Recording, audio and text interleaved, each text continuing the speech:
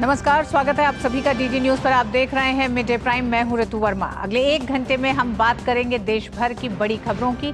बताएंगे कि दुनिया भर में कौन कौन सी खबरों पर है सबकी नजर, क्या चल रहा है खेल और अर्थ जगत में, और कुछ झलकियां फिल्म कला संस्कृति के क्षेत्र से भी। लेकिन सबसे पहले अभी तक की बड़ी खबरें।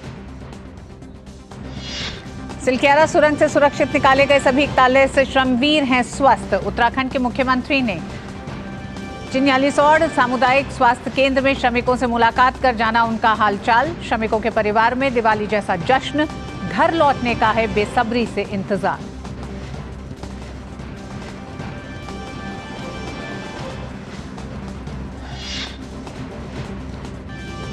तेलंगाना में कल होने वाले विधानसभा चुनाव की सभी तैयारियां पूरी। कुल 119 सीटों के लिए सत्तारूढ़ भारत राष्ट्र समिति, कांग्रेस और भारतीय जनता पार्टी के बीच है कड़ा मुकाबला।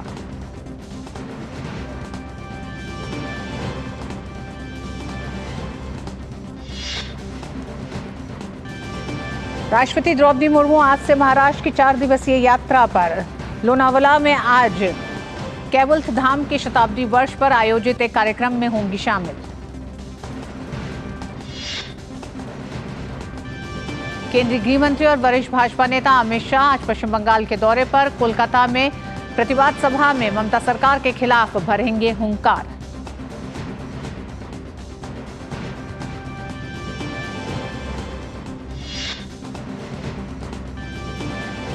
भारत दौरे पर आए नासा प्रमुख विल नेल्सन के नेतृत्व में एक उच्च स्तरीय प्रतिनिधिमंडल ने केंद्रीय मंत्री डॉक्टर जितेंद्र सिंह से की मुलाकात। दोनों देशों ने पृथ्वी के अध्ययन के लिए संयुक्त माइक्रोवेव रिमोट सेंसिंग उपग्रह करेंगे प्रक्षेपित।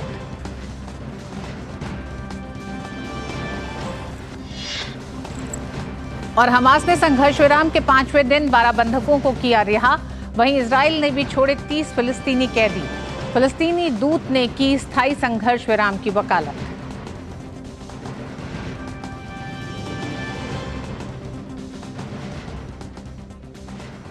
और आइए बात सबसे पहले बड़ी खबरों पर नजर डालते हैं।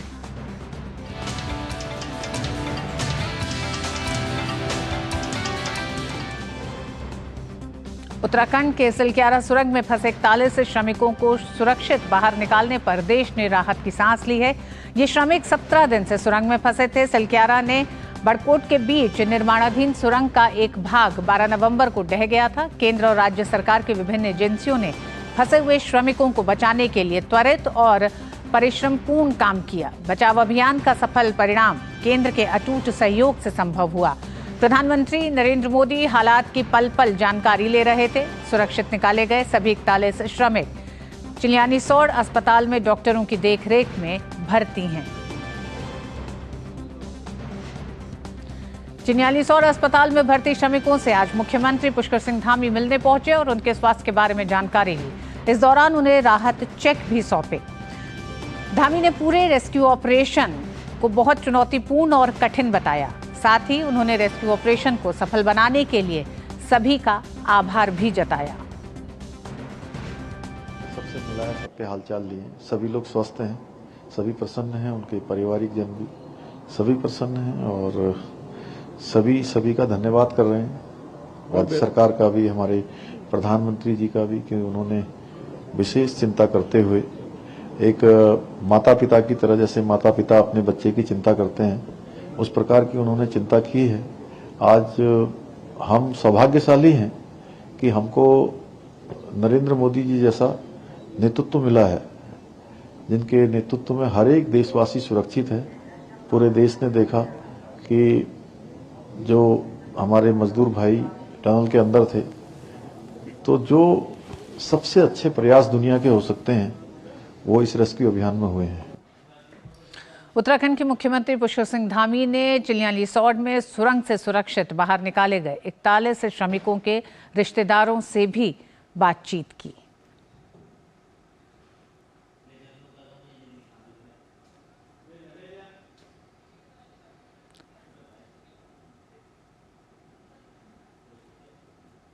इकतालीस श्रमिकों के रिश्तेदारों को इन 17 दिनों में वहां पर मौजूद रख के लगातार उनसे बातचीत करना और ये आश्वासन देना कि 41 मजदूर सुरक्षित बाहर वापस आएंगे।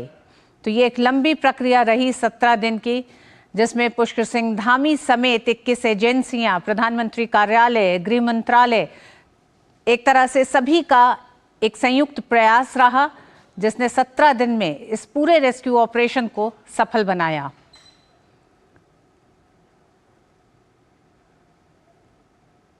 सेना, पैरामेडिकल तथा तमाम वो एक तरह से रेलवे बोर्ड और वो सभी एजेंसियां इस पूरे रेस्क्यू ऑपरेशन में एक साथ जुड़ी रही हैं। इस समय जो दृश्य आप देख रहे हैं, पुष्कर सिंह धामी ने सभी से मुलाकात की और साथ ही इस मुलाकात के साथ उन्होंने सभी एजेंसियों का, सभी का एक संयुक्त प्रयास के लिए आभार व्यक्त किया।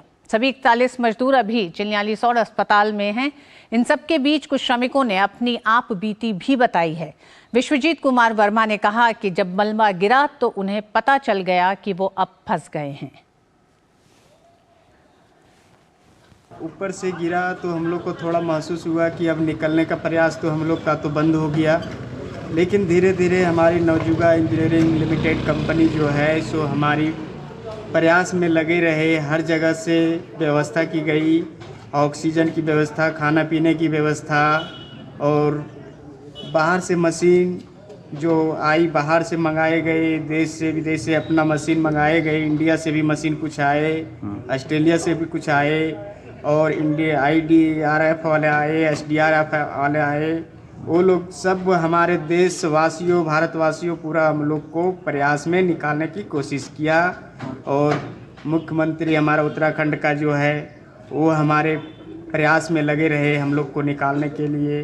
और हमारे झारखंड के भी चीफ मिनिस्टर भी आए और इधर प्रधानमंत्री, सब हर व्यवस्था की गई। एक और श्रमिक सुबोध कुमार वर्मा भी 17 दिन तक सुरंग में फंसे रहे। क्या कुछ बीता उन पर, आइए उन्हीं से सुनते हैं। मैं स्वस्थ हूँ, कोई दिक्कत नहीं है। मेरा फोटो पास में ही है, मैं बिल्कुल सही हूँ। आप लोग से दुआ है, आपकी मेहनत है, केंद्र सरकार, राज्य सरकार की, जिससे मैं निकल पाया आज आप लोग के सामने हूँ। नहीं तो अंदर क्या होती है तो मैं ही जानता था, और वहाँ जो कैविटी होती थी उससे हमारे 2 दिन जरा प्रॉब्लम तो हुई, बाकी बात कोई दिक्कत नहीं है सर, मैं बिल्कुल ठीक हूँ। तो 17 दिन बाद 41 मजदूर स्वस्थ और सुरक्षित बाहर आए हैं। उत्तरकाशी के सिलक्यारा टनल से सुरक्षित निकालने के बाद झारखंड के खूंटू के मजदूरों के घरों में उत्साह व जश्न का माहौल है। दिवाली के दिन से ही टनल में फंसे सभी मजदूरों के घरों में एक तरह का अंधेरा छाया था। दिवाली में उनके घरों में दिए भी नहीं जले थे, लेकिन कल शाम जैसे ही मीडिया में ये खबर फैली, श्रमिकों के घर में उत्साह और त्योहार जैसा माहौल बन गया। आज सुबह श्रमिकों के परिजनों ने खुशी में एक दूसरे को मिठाई खिलाई। परिवार वालों ने केंद्र और राज्य सरकार को धन्यवाद दिया।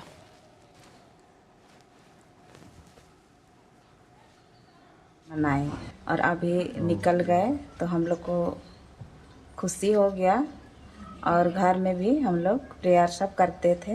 मोदी सरकार को भी धन्यवाद करते हैं और राज्य सरकार को भी अच्छा से निकलाए और कोशिश किए, इसलिए सबको धन्यवाद करते हैं। सुरंग में फंस गया तो वो सब निकल गया, इसलिए हम लोग बहुत खुश हैं और वह अच्छी तरह पहुँचे, बोल रहे हैं हम लोग। सरकार प्रयास किए और वे बाहर निकल गए, और हम लोग ईश्वर से भी दुआ किए, इसके लिए हम लोग बहुत खुश हैं, घर वाले भी और गांव वाले भी।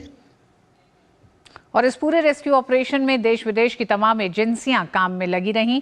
उनमें से एक थे अंतर्राष्ट्रीय टनलिंग विशेषज्ञ Arnold Dix.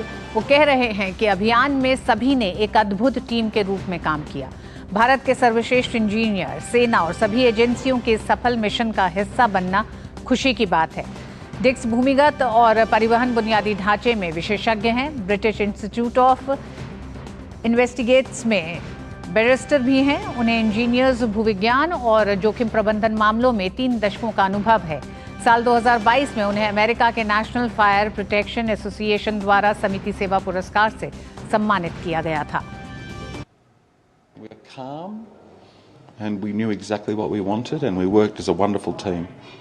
And when I say a wonderful team, the best engineers here in India, they're engineers, the best I've ever worked with. All the agencies, the federal authority, the state, all the people, it was just a joy a joy to be a part of this successful mission, just one part. And I've got to go to the temple because I've promised to say thank you for what's happened. Because my friends, if you haven't noticed, I think we've just witnessed a miracle. और अंतर्राष्ट्रीय विशेषज्ञों की एक team भी लगातार काम कर रही थी। ऑस्ट्रेलियाई प्रधानमंत्री एंथनी एल्बनीज ने उत्तराखंड में सिलक्यारा सुरंग के अंदर फंसे एक ताले से श्रमिकों को सुरक्षित बाहर निकालने के लिए सफलतापूर्वक बचाव अभियान चलाने के लिए भारतीय एजेंसियों की सराहना की। एक सोशल मीडिया पोस्ट में एल्बनीज ने ऑस्ट्रेलिया के अंतर्राष्ट्रीय सुरंग विशेषज्ञ प्रोफेसर आर्नोल्ड डिक्स की भूमिका पर गर्व व्यक्त किया, जिन्होंने असंख्य चुनौतियों का सामना करते हुए 2 सप्ताह तक चले ऑपरेशन की निगरानी की। भारत में ऑस्ट्रेलियाई उच्चायुक्त फिलिप ग्रीन ने भी बचाव अभियान की सराहना की और इसे एक बड़ी उपलब्धि बताया। और वहीं ओडिशा के पुरी में सुदर्शन पटनायक ने उत्तरकाशी सुरंग में फंसे एक ताले से श्रमिकों को सुरक्षित निकाले जाने पर रेत कलाकृति बनाई है। रेत कलाकृति बनाकर बचाव में जुटी टीम को बधाई दी है।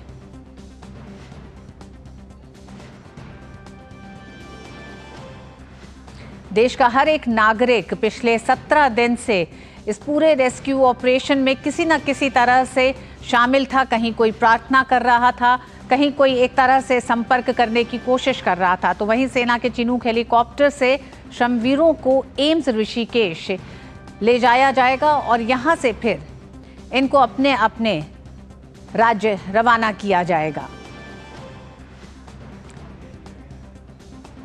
सेना का चिनूक हेलीकॉप्टर तैनात था किसी भी तरह की इमरजेंसी के लिए कि अगर एयरलिफ्ट करना हो, और अब ऋषिकेश अस्पताल ले जाने के लिए चिनूक हेलीकॉप्टर से इन्हें ऋषिकेश अस्पताल ले जाया जाएगा।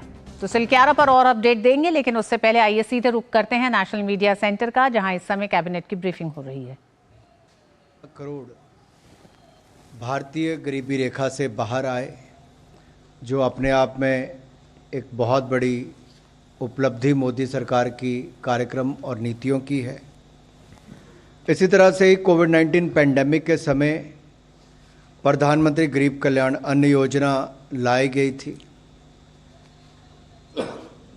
अब कल निर्णय किया गया है कि इस योजना को 1 जनवरी 2024 से अगले 5 वर्षों के लिए बढ़ा दिया जाएगा। देश में जितने चिन्हित परिवार हैं, उन परिवार के सदस्यों को प्रति माह 5 किलो खाद्यान्न मिलेगा। ये 81 करोड़ भारतीयों को इससे लाभ मिलता है। इसी तरह से अंत्योदय के परिवारों को 35 किलो प्रति माह खाद्यान्न मुफ्त में मिलता रहेगा।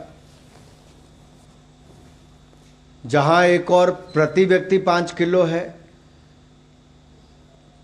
गरीब परिवारों के लिए, गरीब व्यक्ति के लिए, वहीं पर अंत्योदय के परिवारों के लिए प्रति परिवार 35 किलो प्रति माह। और ये लगभग इससे 81 करोड़ लाभार्थी होंगे। कुल मिलाकर अगले 5 वर्षों में 11,80,000 करोड़ रुपए का खर्च भारत सरकार करेगी। इससे 1 नेशन 1 राशन कार्ड और ये जो आपकी जो फेयर प्राइस शॉप्स है, इसका भी पूरे देश भर में हमारे जो श्रमजीवी हैं, हमारे सभी श्रमिकों को जो देश के अलग अलग कोनों में जाते हैं, उनको 1 नेशन 1 राशन कार्ड, इसका भी लाभ मिलेगा। और फेयर प्राइस शॉप पे कहीं पे भी अपना मुफ्त का राशन ले सकते हैं। दूसरा निर्णय जो किया गया है वो महत्वपूर्ण है, क्योंकि लखपति दीदी बनाने की बात नरेंद्र मोदी जी ने कही थी। उस दिशा में एक कार्यक्रम ये भी है जहां टेक्नोलॉजी का उपयोग करेंगे। और जब ड्रोन को बात आती है तो ड्रोन आज सर्विसेज सेक्टर में एक बहुत बड़ी भूमिका निभा रहा है। सेल्फ हेल्प ग्रुप की संख्या अगर देश भर में देखी जाए तो लगभग 10 करोड़ बहनें 89 लाख सेल्फ हेल्प ग्रुप की सदस्य हैं। तो ड्रोन सर्विसेज के द्वारा कृषि कार्यों को किया जाए, ये सुनिश्चित किया गया है। और फर्टिलाइज़र और पेस्टिसाइड्स, इनका स्प्रे और स्प्रे किया जाए खेतों में और स्प्रेइंग एफिशिएंसी भी इससे बढ़े, उस दिशा में कदम उठाए गए हैं। इसमें कंजम्पशन भी यानी कि खपत भी कम होगी, बचत होगी फर्टिलाइजर्स की भी, पेस्टिसाइड्स की भी, और हमारे जो बहनें हैं उनको ड्रोन के माध्यम से फर्टिलाइज़र और पेस्टिसाइड स्प्रे करने में उनको आय के साधन भी बनेंगे। तो ये योजना क्या है, इसके थोड़ा विस्तृत जानकारी मैं आपको देना चाहूँगा, क्योंकि पहली बार आप इसको दीनदयाल अंत्योदय योजना के अंतर्गत, नेशनल रूरल लाइवलीहुड मिशन के अंतर्गत गरीब परिवार की महिलाओं को जो स्वयं सहायता समूह की सदस्य हैं सेल्फ हेल्प ग्रुप में, इनको संगठित किया जाता है। फिर वर्तमान में जैसे मैंने कहा कि 10 करोड़ महिलाएं इन 89 लाख सेल्फ हेल्प ग्रुप की जो सदस्य हैं, इनको सेल्फ हेल्प ग्रुप को एक विलेज ऑर्गेनाइजेशन बनाया जाता है और इसमें सम्मिलित किया जाता है। फिर ऐसे ही जो विलेज ऑर्गेनाइजेशन देश भर में है उनको क्लस्टर लेवल फेडरेशन में समाहित किया जाता है। तो देश भर में लगभग 89,000 विलेज ऑर्गेनाइजेशन हैं और 31,000 के लगभग क्लस्टर लेवल फेडरेशंस हैं। इनमें से 15,000 15,000 स्वयं सहायता समूह का चयन किया जाएगा जो ड्रोन जिनको उपलब्ध करवाए जाएंगे। मार्च 2024 तक 500 ड्रोन जो हैं वो ये जो अग्रणी उर्वरक कंपनी हमारी है वो अपने संसाधनों से उनको उपलब्ध कराएगी और अगले 2 वर्षों में 14,500 ड्रोन केंद्रीय सहायता से उपलब्ध करवाए जाएंगे। कृषि के लिए जो ड्रोन की एक्सेसरीज हैं उनमें लागत ड्रोन प्लस जो इसके बाकी कंपोनेंट्स हैं उसको कुल मिलाकर लगभग 10 लाख रुपए का खर्च आता है। इसका 80% तक अधिकतम यानी कि 8 लाख रुपए तक भारत सरकार केंद्रीय सहायता के रूप में देगी और जो बाकी 2 लाख रुपया जो 20% बचता है उसको एग्रीकल्चर इंफ्रा फाइनेंसिंग फैसिलिटी इससे लाभ उठाया जा सकता है, जिसमें 3% की इंट्रेंस सबवेंशन भी है। ड्रोन के उपयोग के लिए 10 से 15 गांव का एक क्लस्टर बनाया जाएगा जिसमें लगभग 1,000 हेक्टेयर भूमि कृषि योग्य उपलब्ध होगी। कमर्शियल क्रॉप्स की खेती वाले क्षेत्र को इसमें प्राथमिकता दी जाएगी और क्लस्टर के गांवों में गठित जो सेल्फ हेल्प ग्रुप हैं वो एक स्वयं सहायता समूह का चयन ड्रोन ऑपरेशन के लिए किया जाएगा। अब ये जो महिलाएं जो चुनी जाएंगी सेल्फ हेल्प ग्रुप में से, इनमें से किसी एक महिला को जो 10वीं कक्षा कम से कम पास हो, एक मेंबर को ड्रोन सखी के रूप में रखा जाएगा। 15 दिन की ट्रेनिंग दी जाएगी। 5 दिन इनको ड्रोन उड़ाने की ट्रेनिंग दी जाएगी तो 10 दिन ट्रेनिंग खेतों में जो न्यूट्रिएंट्स और पेस्टिसाइड्स के उपयोग के संबंध में ट्रेनिंग दी जाएगी। कुल मिलाकर इनकी 15 दिन की ट्रेनिंग होगी। इन स्वयं सहायता समूह को क्लस्टर की लगभग जो मैंने 1,000 हेक्टेयर कहा तो लगभग 2,500 एकड़ वो भूमि बनती है। मैं ड्रोन सर्विसेज उपलब्ध कराने पर सालाना लगभग 9,60,000 रुपये की आमदन होगी। अब महिला ड्रोन पायलट को प्रतिमाह 15,000 रुपये का मानदेय दिया जाएगा। ड्रोन पायलट के सपोर्ट के लिए एक को पायलट या असिस्टेंट के रूप में कार्य करेगा जिसे प्रतिमाह लगभग 10,000 रुपया उपलब्ध कराया जाएगा, मानदेय दिया जाएगा। स्वयं सहायता समूह के अन्य सदस्य या समूह के परिवार के सदस्यों को ड्रोन के मेंटेनेंस और रिपेयर के लिए ट्रेनिंग दी जाएगी जिन्हें लगभग 5,000 रुपये प्रतिमाह का ये पैसे मिलेंगे उनको और सभी खर्चों के बाद स्वयं सहायता समूह का एक अपना आय लगभग 1,00,000 सवा लाख रुपए के लगभग बनेगा। योजना के क्रियान्वयन के लिए हमारी जो फर्टिलाइज़र क्षेत्र की PSU है उसको सेंट्रल नोडल एजेंसी के रूप में नॉमिनेट किया जाएगा। Central nodal agency drone supplier को एम्पैनल करेगी और एम्पैनल ड्रोन सप्लायर से ये जो हमारी फर्टिलाइज़र कंपनी है ड्रोन खरीदकर क्लस्टर लेवल फेडरेशन के माध्यम से सेल्फ हेल्प ग्रुप को उपलब्ध करवाएगी। ड्रोन के अवेयरनेस और डिमॉन्स्ट्रेशन का कार्य एग्रीकल्चर टेक्नोलॉजी मैनेजमेंट एजेंसी एवं कृषि विज्ञान केंद्रों के द्वारा किया जाएगा।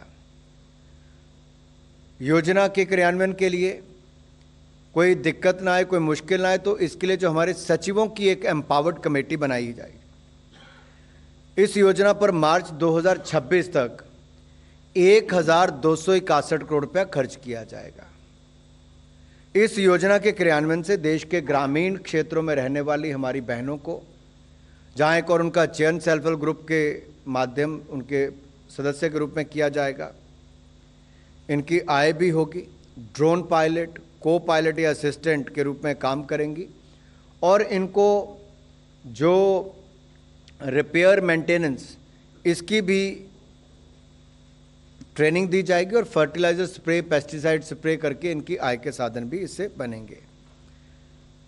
तीसरा विषय जो है वो 16वें वित्त आयोग का है, 16th फाइनेंस कमीशन का है। मंत्रिमंडल ने आज 16वें वित्त आयोग को टर्म्स ऑफ रेफरेंस, आज मीन्स कि कल रात देर रात 11 साढ़े 11 बजे मीटिंग खत्म हुई, तो 16वें वित्त आयोग के टर्म्स ऑफ रेफरेंस पर अपना अनुमोदन दिया है। संविधान के अनुच्छेद 280(1) के अनुसार हर 5 वर्ष की अवधि पूर्ण होने पर एक वित्त आयोग का गठन किया जाता है और 15वें वित्त आयोग का गठन जो अभी चल रहा है उसका गठन 27 नवंबर 2017 को किया गया था, जिसको 2021 से लेकर 2025 तक यानी कि 5 वर्ष की अवधि के लिए किया गया था। लेकिन कोविड के समय थोड़ी दिक्कत आई तो उसके करके उसकी अवधि को 1 वर्ष और बढ़ा दिया गया था। तो इसका कार्यकाल 2026-31 मार्च तक है। सामान्य वित्त आयोग अपनी रिकमेंडेशन देने के लिए लगभग 2 वर्ष का समय लेता है, इसलिए अब इसका गठन करना बहुत आवश्यक हो गया है ताकि वह आयोग सही समय पर अपनी रिकमेंडेशंस दे। इसको राज्यों से और केंद्र शासित प्रदेशों से उनकी पूरी फीडबैक लेके सलाह करके टर्म्स ऑफ रेफरेंस का एक ड्राफ्ट भी हम लोग तैयार करते हैं। ये फाइनेंस सेक्रेटरी और एक्सपेंडिचर सेक्रेटरी की अध्यक्षता में एक वर्किंग ग्रुप तैयार किया गया था। इस वर्किंग ग्रुप की अनुशंसा के आधार पर 16वें वित्त आयोग के निम्नलिखित टर्म्स ऑफ रेफरेंस निर्धारित किए गए हैं। एक तो पहला है कि संविधान के तहत केंद्र और राज्यों के बीच करों से प्राप्त होने वाले राशि का विभाजन एक ये करना है। दूसरा, संविधान के अनुच्छेद 275 के तहत राज्यों को दी जाने वाली ग्रांट्स के प्रिंसिपल का निर्धारण तथा राज्यों को दी जाने वाली निधियों का निर्धारण। तीसरा, राज्यों के कंसोलिडेटेड फंड में वृद्धि के उपाय जिनसे पंचायत और नगर पालिकाओं के आय के साधन बढ़े, संसाधनों में बढ़ोतरी हो। चौथा, इसके अतिरिक्त जो डिजास्टर मैनेजमेंट के कार्यों की फाइनेंसिंग की वर्तमान व्यवस्था पर विचार करते हुए संबंध में भी अपनी रिकमेंडेशन दे। 16वां वित्त आयोग का टर्म कितना होगा? 16वां वित्त आयोग अक्टूबर 2025 तक अपनी रिपोर्ट प्रस्तुत करेगा, जिन पर केंद्र द्वारा उस समय निर्णय लिया जाएगा और ये फिर 1 अप्रैल 2026 से लेकर 31 मार्च 2031 तक 5 वर्ष की अवधि के लिए लागू होगा। चौथा विषय जो है वो फास्ट ट्रैक स्पेशल कोर्ट्स है। आपने देखा होगा देश में जो रेप या पॉक्सो के केसेस जो हमारे protection of child from sexual offence act for further of 3 years, इसको 3 साल के लिए हमने इसका बढ़ोतरी की है। सो मंत्रिमंडल ने आज रेप और पॉस्को एक्ट से संबंधित केसों की त्वरित सुनवाई के लिए चलाई जा रही फास्ट ट्रैक स्पेशल कोर्ट्स की योजना को 2023-24 से 2025-26 तक यानी 3 वर्ष तक जारी रखने की स्वीकृति दी है। क्रिमिनल लॉ अमेंडमेंट एक्ट 2018 द्वारा रेप के मामलों, विशेष रूप से कम आयु की महिलाओं से संबंधित अपराधों में सख्त दंड तथा टाइम बाउंड ट्रायल का प्रावधान किया गया था। इसी क्रम में त्वरित रूप से ट्रायल पूरा कर अपराधियों को दंड दिलाने के लिए फास्ट ट्रैक स्पेशल कोर्ट्स की योजना अनुमोदित की गई थी। ये योजना प्रारंभ में 1 वर्ष के लिए शुरू की गई थी। तत्पश्चात कैबिनेट ने इस योजना को 2 और वित्तीय वर्ष 2021-22 और 22-23 तक जारी रखने की स्वीकृति दी थी। वर्तमान में 28 राज्यों केंद्र शासित प्रदेशों में कुल मिलाकर 773 फास्ट ट्रैक स्पेशल कोर्ट्स कार्यरत हैं, जिनमें से 415 एक्सक्लूसिवली पॉक्सो मामलों के लिए है। इस योजना का मूल्यांकन निर्भया फंड की एम्पावर्ड कमेटी द्वारा कराया गया है और थर्ड पार्टी मूल्यांकन भी इसका किया गया है। इसमें कुल खर्च अगले 3 वर्ष बढ़ाने के लिए 1952.23 करोड़ रुपया आएगा। 5वां जो निर्णय है वो पीएम जनमन से है, जुड़ा हुआ है, यानी कि प्रधानमंत्री जनजाति आदिवासी न्याय महाअभियान। अब जब मैं आदिवासी न्याय की बात करता हूं तो कई बार, क्योंकि चौथी बार का सांसद हूं, पिछली सरकारों को भी देखा, अब भी देखा, फर्क ये दिखता है कि हमारी सरकार में बॉर्डर विलेज को फर्स्ट विलेज या वाइब्रेंट विलेज के रूप में देखा जाता है। डिसेबल्ड को, या जिसको विकलांग कहते थे आप लोग, उसको दिव्यांग या स्पेशली एबल्ड के रूप में देखा जाता है। जो कभी पिछड़े गांव थे या पिछड़े जिले थे, आज उनको एस्पिरेशनल डिस्ट्रिक्ट का नाम देके उनका जीर्णोद्धार या उनको एक समान अधिकार देने का काम किया जाता है। ये सोच का ही फर्क है जो मोदी सरकार में आज पीएम जनमन जैसी योजनाओं को लेकर भी आए। तभी तो प्रधानमंत्री गरीब कल्याण अन्न योजना में 5 साल तक मुफ्त में अनाज देने का काम और लगभग 81 करोड़ लोगों को लाभ वहाँ तक देने का काम, और अब इसमें देखा जाए तो प्रधानमंत्री जनजाति आदिवासी न्याय महाअभियान पीएम जनमन, इसको स्वीकृति दी है। ये योजना क्या है, थोड़ा विस्तार में आपको जरूर बताना चाहूँगा। लगभग 75 ट्राइबल समुदाय हैं जो देश के विभिन्न रिमोट या दुर्गम क्षेत्रों में स्कैटर्ड हैबिटेशन में निवास कर रहे हैं और इनको पीवीटीजीज के रूप में पहचान दी गई है। इन वनरेबल कम्युनिटीज़ के समग्र विकास के लिए पीएम जनमन अभियान की स्वीकृति दी गई। इस अभियान का क्रियान्वयन 18 राज्यों एवं 1 यूटी के 220 जिलों में लगभग 22,544 ग्रामों में व हैबिटेशन में किया जाएगा।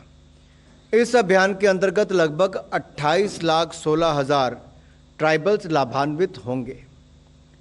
ये अभियान होल ऑफ गवर्नमेंट अप्रोच पर आधारित है और इस अभियान के मुख्य कंपोनेंट्स इस प्रकार हैं। ऐसे पीवीटीजी बेनिफिशियरीज जो वर्तमान में विभिन्न मंत्रालयों द्वारा संचालित स्कीमों के लाभ से वंचित रह गए हैं, उसे इन अभियान के अंतर्गत लाभान्वित किया जाएगा। इनके सामाजिक व आर्थिक उन्नयन के लिए सैचुरेशन अप्रोच के आधार पर उन्हें बेसिक फैसिलिटीज़ उपलब्ध कराई जाएंगी, जिसके अंतर्गत 11 मुख्य इंटरवेंशंस को प्राथमिकता दी जाएगी। अब ये 11 मुख्य इंटरवेंशंस क्या है?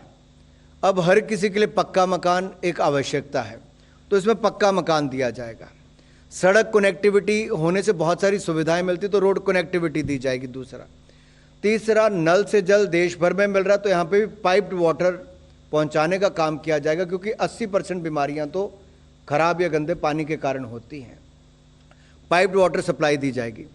चौथा, मोबाइल मेडिकल यूनिट्स, अगर अस्पताल नहीं भी है तो कम से कम मोबाइल मेडिकल यूनिट्स का वहाँ पे लाभ होगा। हॉस्टल्स का निर्माण वहाँ पर किया जाएगा और आंगनवाड़ी सेंटर्स का निर्माण किया जाएगा।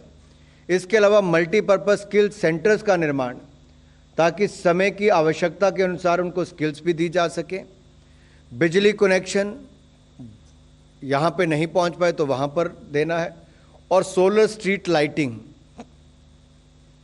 ये भी वहाँ पे उपलब्ध करवाई जाएगी। वनधन विकास केंद्र का संचालन वहाँ पे किया जाएगा और मोबाइल टावर्स को भी वहाँ पे स्थापित किया जाएगा, उनका निर्माण भी वहाँ पर होगा।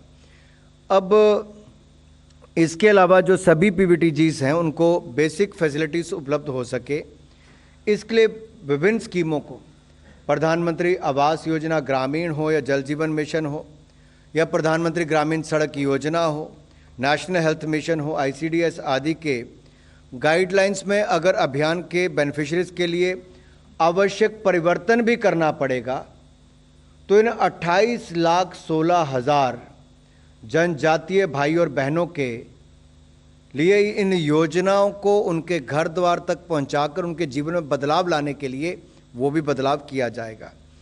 तो सभी संबंधित मंत्रालयों द्वारा प्रतिवर्ष अपनी स्कीमों के बजट का एक अंश ट्राइबल डेवलपमेंट के लिए development plan action for ST grant के रूप में ईयरमार्क किया जाता है। सो पीएम जनमन के अंतर्गत आवश्यक कार्यों की जो फंडिंग ग्रांट्स हैं, इसके लिए भी डेडिकेटेड फंड्स ईयरमार्क किया जाएगा। पीएम गति शक्ति प्लेटफॉर्म तथा मिशन अंत्योदय डाटा का उपयोग करते हुए इन ग्रामों में इंफ्रास्ट्रक्चर वर्तमान स्थिति का आंकलन किया जाएगा और जो गैप हैं इंफ्रास्ट्रक्चर में उसको भी पूरा किया जाएगा।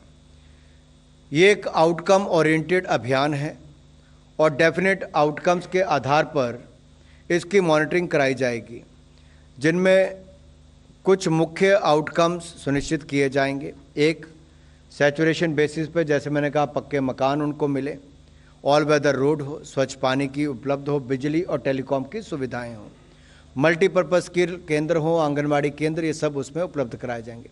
तो जो 11 जो मैंने आपको कहे इन सेक्टर्स में इनके लिए काम किया जाएगा। इसमें कुल मिलाकर जो खर्चा आएगा वो लगभग पीएम जनमन योजना पर 24,100 करोड़ रुपया खर्च किया जाएगा और इसमें केंद्र सरकार का जो हिस्सा है वो 15,336 करोड़ है और राज्यों का हिस्सा जो है 8,768 करोड़ रुपया उसके शेयर के रूप में आएगा। एश्योर्ड लाइवलीहुड अपॉर्चुनिटीज़ क्रिएट करने का भी इसके माध्यम से प्रयास किए जाएंगे, क्योंकि जब वहाँ पे विकास होगा, स्किल भी होगी, बिजली पानी सब उपलब्ध होगा तो उससे बहुत सारे नए अवसर भी खड़े होंगे। आज के लिए मुझे इतना ही कहना था। We'll open the floor for discussion. We can begin here with 100. So, I am Shahid Abbas from the Informist Media. So, just and में कर देंगे, एक बार क्वेश्चन ले लो। we will just brief wrap up later. You can go ahead with the questions, please. May I ask? Yes, go ahead. So, the cabinet has today decided or approved the 16 Finance Commission's terms of reference. Has any decision also been taken vis-a-vis its appointment of its members and its chairman?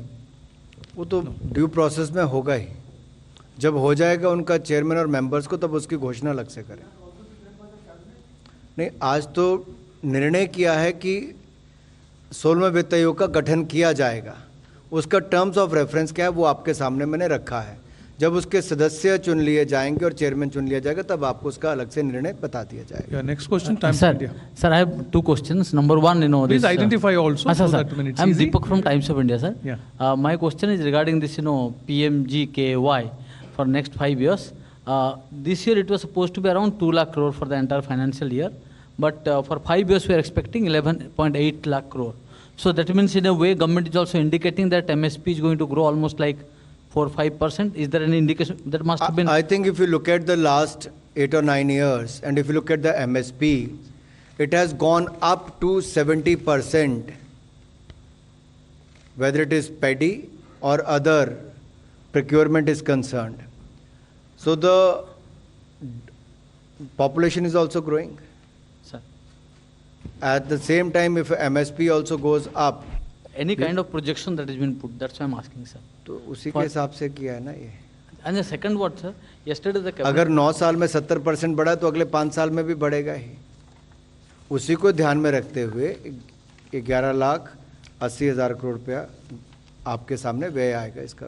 Sir, another question on yesterday, this cabinet meeting was happening when this rescue operation happened. So was the cabinet, entire cabinet, was it? Because it's a moment of great pride. That's what I'm asking, sir.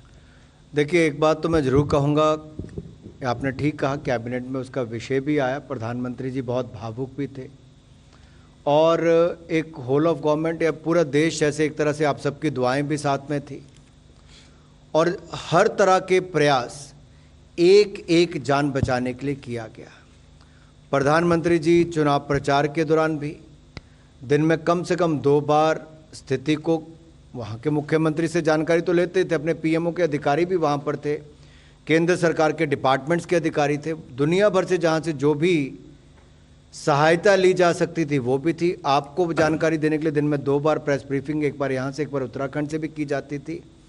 लेकिन एक बात तो ज़रूर है, एक team spirit क्या होती है, नेतृत्व क्षमता क्या होती है, हमारे श्रमिक भाइयों ने वो भी दिखाया है, हौसला एक दूसरे का बढ़ाने का। और मैं देख रहा था गब्बर सिंह नेगी ने जैसे कहा बाद में भी कि मैं अंत में जाऊंगा, सबसे सीनियर मैं हूं, तो बहुत बहुत कुछ सीखने को मिलता है। मुझे लगता है किसी को भी अपनी जान प्यारी है, लेकिन एक लीडर की भूमिका क्या है वो हमें अपने श्रमिक भाइयों बहनों से बहुत कुछ सीखने का अवसर मिलता है। और जब हम पहले भी देखते थे, चाहे संसद भवन बनाया हो या काशी विश्वनाथ का मंदिर बनाया हो या कोई हमारा कर्तव्य पथ बनाया, प्रधानमंत्री मोदी जी ने हमेशा श्रमिकों के साथ मिलके ना केवल चित्र खिंचवाया, कई बार तो उनके पांव तक धोने का कार्य भी किया। ये अपने आप में दिखाता है कि उनके लिए महत्व क्या है, राष्ट्र के निर्माण करने वालों का, हमारे श्रमिक भाइयों बहनों के मन में, प्रधानमंत्री जी के मन में क्या कल्पना है, उनका क्या सोच है उनके बारे में। और उनके आज आप देखिए देश के अंदर ही नहीं विदेश में भी हो, ऑपरेशन गंगा यूक्रेन में हुआ तब भी एक एक जान को बचाने के लिए जो भी करना था, 5-5 केंद्रीय मंत्री भी गए, दुनिया भर के लोगों से संपर्क भी किया गया। हर भारतीय की जान को बचाने के लिए टर्की, सीरिया, लीबिया, यूक्रेन से लेकर नेपाल, अफगानिस्तान तक मोदी सरकार ने वो किया है जो शायद पहले देखने को नहीं मिलता था। और उत्तराखंड का एक और उदाहरण आप सबके सामने है। सर, मैं लक्ष्मण CNBC आवाज़ से, ये प्रधानमंत्री गरीब कल्याण योजना के तहत जो हम लोग 5 साल तक मुफ्त अनाज देने के फैसला लिया गया है, कई जानकार इस पे सवाल इस तरह से उठाते हैं कि आने वाले 5 साल तक क्या हम उतना अनाज प्रोक्योर कर पाएंगे, क्योंकि उत्पादन में कई बार कमी बढ़ोतरी होती है। और दूसरा सवाल, ये जो ड्रोन देने का फैसला लिया गया है दीदी योजना के तहत, इसके रख रखाव की जिम्मेदारी और हर महीने होने वाला खर्च की जिम्मेदारी क्या फर्टिलाइज़र कंपनियों के ऊपर होगी, जो कि आपने कहा कि फर्टिलाइज़र कंपनियां इसका संचालन करेंगी? आपका अच्छा सवाल है। इसके ऊपर लगभग मैं दोनों का उत्तर एक एक करके देता हूँ। जहाँ तक प्रधानमंत्री गरीब कल्याण अन्न योजना पर लक्ष्मण जी आपने पूछा है, अगर हमने कोविड के संकट के समय भी किसी गरीब की थाली खाली नहीं छोड़ी, 80 करोड़ गरीबों को 30 महीने तक अगर लगातार डबल अनाज मोदी सरकार तब भी देती रही, तो अगले 5 वर्षों में भी मोदी सरकार करने की ताकत रखती है। प्रोक्योरमेंट में भी कोई कमी नहीं आएगी और देश के किसान पैदावार में ना पहले कभी कमी छोड़ी, ना आज कोई कमी छोड़ेंगे। ना हमने फर्टिलाइज़र की कभी कमी आने दी, ना अब आने देंगे। दुनिया भर में फर्टिलाइज़र के दाम बढ़े, हमने तब भी देश में नहीं बढ़ने दिए, किसानों को मदद के रूप में ही किया है। उसी समय नैनो यूरिया का लाना और अब नैनो यूरिया का फर्टिलाइज़र्स के रूप में उपयोग करना और अपनी महिला शक्ति को, मातृशक्ति को ट्रेनिंग देकर उनके आय के साधन भी बढ़ाना। ट्रेनिंग का खर्चा पूरा भारत सरकार ले रही है, 80% ड्रोन का सब्सिडी भारत सरकार दे रही है, 20% बाकी को एग्रीकल्चर इंफ्रा फाइनेंसिंग के माध्यम से भारत सरकार 3% सब्सिडी और करवा के दे रही है।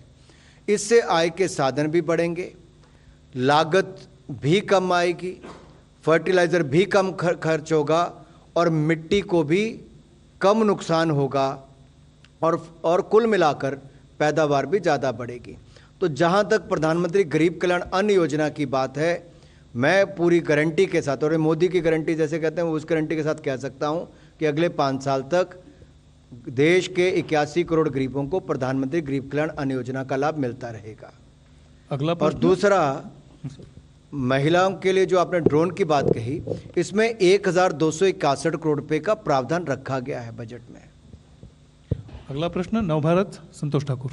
सर नमस्कार सर मेरे को पीएम गरीब कल्याण योजना को लेकर सवाल पूछना है कि अभी सर आपने बताया 11,80,000 करोड़ रुपए 5 साल में खर्च होंगे, तो अभी सर नेक्स्ट ईयर के लिए कितना बजट अप्रूव किया गया? दूसरा सर, जब ये योजना शुरू की गई थी उस समय लाभार्थी शायद करीब 80 करोड़ थे, अभी आपने बताया 81 करोड़, तो क्या ओवर द ईयर्स 1 करोड़ लोग बढ़ गए हैं? उसका क्या पैमाना था सर? 80 करोड़ ही है, 80 करोड़ ही है। और सर कितना पैसा अप्रूव किया गया अभी? 11,80,000 करोड़। नेक्स्ट 5 ईयर्स का होगा सर? अभी इस जिस साल जितनी जरूरत पड़े, देखिए मैं आपको एक बार फिर क्लियर कर दूं,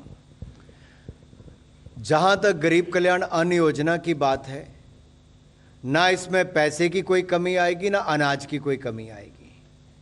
भारत सरकार ने अगर कोविड के समय भी अनाज की और धन की दोनों की ही कमी नहीं आने दी, जब सड़कों पर कोई वाहन नहीं चलता था तब भी अनाज भेजने का काम देश के कोने कोने में मोदी सरकार ने किया, तो अब तो हम बिल्कुल ठीक दिशा में चले हैं। अब तो 10वें नंबर से बढ़ के 5वें नंबर की अर्थव्यवस्था बन गई, सबसे ज़्यादा अनाज उत्पादन की दिशा में हम लोग हैं, देश बने हैं, एक्सपोर्ट आज तक का सबसे ज़्यादा किया है। तो आप बिल्कुल निश्चिंत रहिए, मोदी जी की गारंटी है कि अगले 5 साल तक गरीबों को गरीब अन्न कल्याण योजना का लाभ मिलता रहेगा और इसमें कोई कमी नहीं आएगी। 11,80,000 करोड़ 5 साल के लिए किया गया, अगले साल जितनी जरूरत पड़ेगी उतना लगेगा। Next question Zirammalar, Tamil Delhi. Venkatraman. Sir, Vanakkam, on your left side. Yes, sir. Vanakkam, sir. Vanakkam. You made a very elaborate statement for the last 25 minutes about the cabinet decision. What message you want to give it to the people of Tamil Nadu in English? Let me, through this press conference, say to the people of Tamil Nadu, my brothers and sisters, that the Pradhan Mantri Garib Kalyan Anna Yojana is going to benefit also. Yeah. I'm speaking in English only. Speaking in English.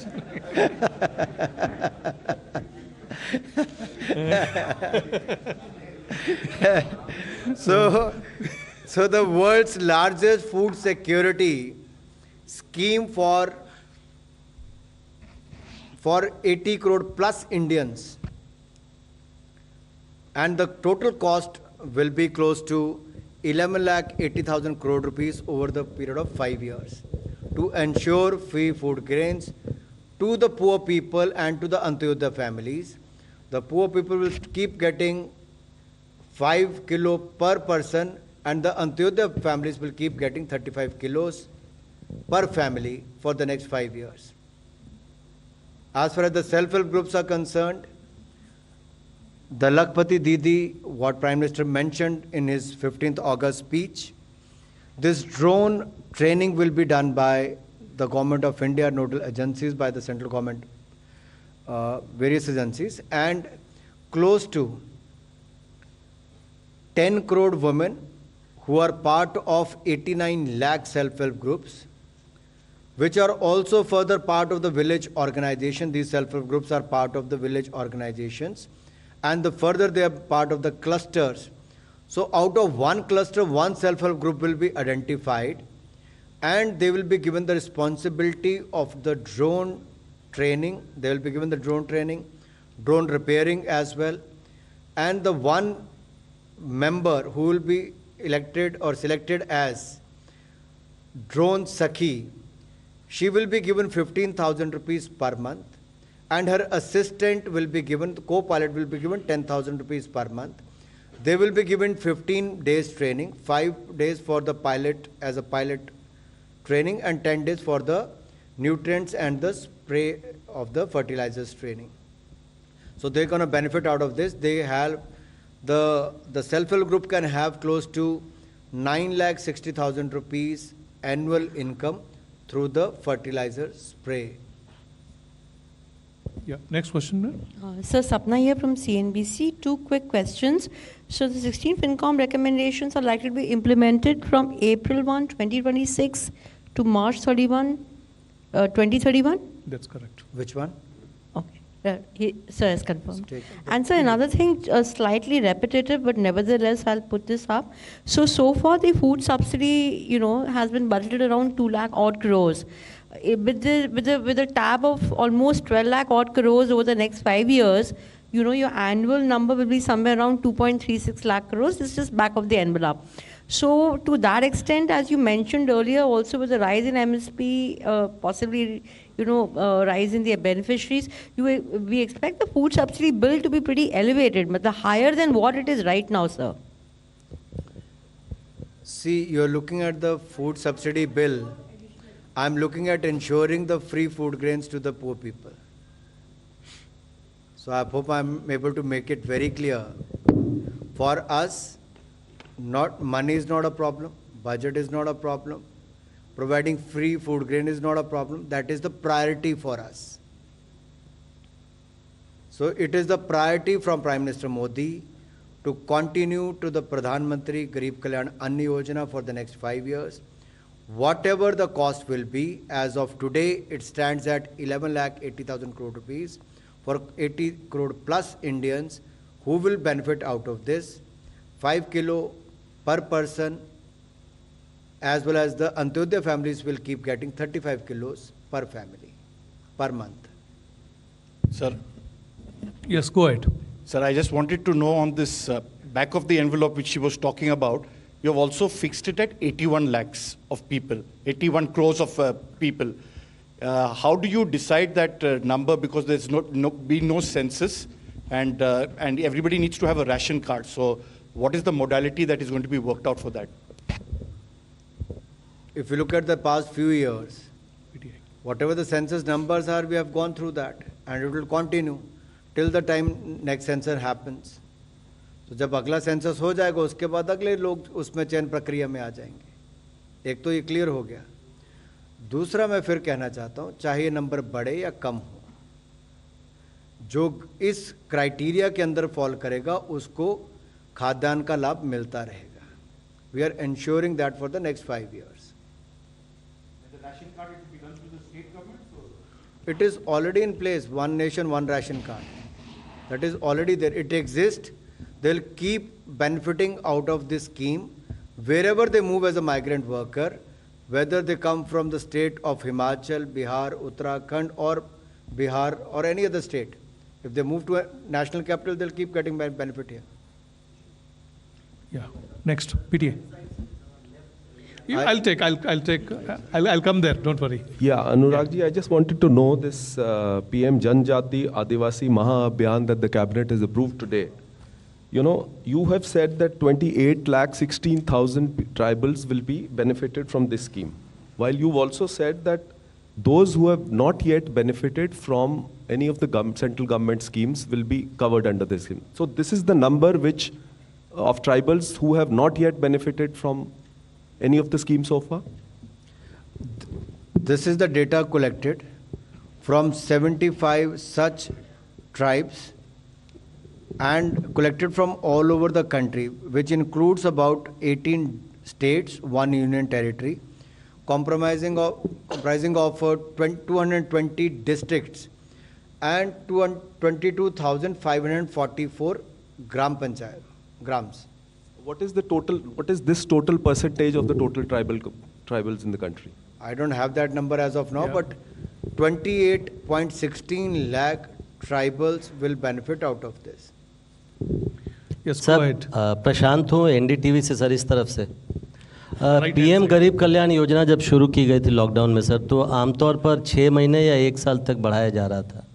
अभी कोई ख़ास वजह है कि सीधा 5 साल के लिए बढ़ाया गया इसको? और दूसरा सर, ड्रोन जो बांटने वाला है 15,000 सेल्फ हेल्प ग्रुप्स को, मार्च 2000 अगले साल तक कितने सेल्फ हेल्प ग्रुप्स को बंट जाएगा, कुछ आइडिया? पहला जो आपका था प्रधानमंत्री गरीब कल्याण अन्न योजना में, इससे एक तो बात स्पष्ट दिखती है कि प्रधानमंत्री नरेंद्र मोदी जी देश के गरीबों को एक स्पष्ट संदेश दे रहे हैं और मदद के रूप में अगले 5 साल के लिए सुनिश्चित कर रहे हैं कि आपको अन्न योजना का लाभ मिलता रहेगा. तो जब आपकी ये चिंता मुक्त हो जाती है ना, मान लीजिए आपके ऊपर कोई किश्त बैंक की आपको देनी है और आप जब पूरी कर ले तो आपको लगता है बोझ कम हो गया, वैसे गरीब को ये सुनिश्चित करना कि उसकी थाली में अनाज की कमी नहीं होने वाली, ये सुनिश्चित प्रधानमंत्री मोदी जी कर रहे हैं. तो ये बड़ी बात है. दूसरा, जहाँ तक आपने कहा सेल्फ हेल्प ग्रुप के लिए जो ड्रोन की स्कीम है, मैंने उसमें पहले कहा कि मार्च 2024 तक 500 ड्रोन जो हैं वो हमारी जो फर्टिलाइज़र कंपनीज है वो अपने संसाधनों से उपलब्ध करा देगी मार्च 2024 तक, और अगले 2 वर्षों में, जो उससे अगले 2 वर्ष वित्तीय वर्ष शुरू होंगे, उसमें 12,500 जो हैं वो हमारी केंद्रीय सहायता से उपलब्ध करवाए जाएंगे, जिसमें 80% सब्सिडी जो है वो केंद्र सरकार दे रही है, 20% जो एग्रीकल्चर इंफ्रास्ट्रक्चर फंड से लोन के रूप में लिया जा सकता है, जिस पे 3% इंटरेस्ट सबवेंशन है।